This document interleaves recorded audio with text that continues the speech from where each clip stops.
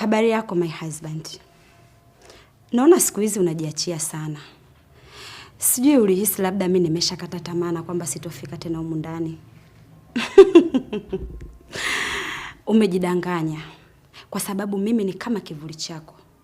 Kila hatua utakayopiga, mimi niko nyuma yako. Sihitaji maneno yako. Nahitaji majibu ya maswali yangu. Umefuata nini kwenye nyumba yangu? Nimefuata talaka yangu.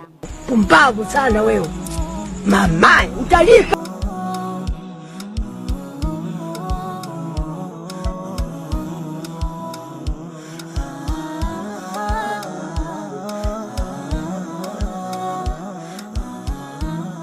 Tena hakikisha kwenye hiyo talaka unaambatanisha kila kitu zikiwemo mali.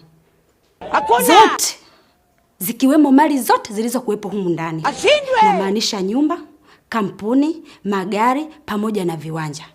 Sitokubali kuachia hata kijiko. Hakuna. Wewe mwanamke mwenda wazimu eh? Hivi unajua unachokizungumza? Mali zipi nimechuma mimi na wewe? Zipi?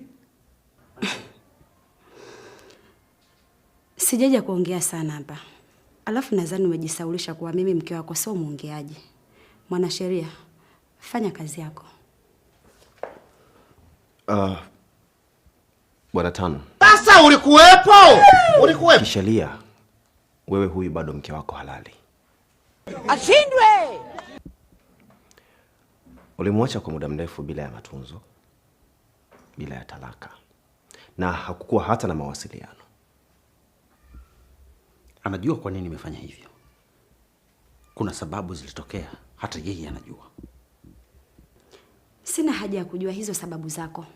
Kilichonileta hapa mimi ni talaka tu. Ashindwe.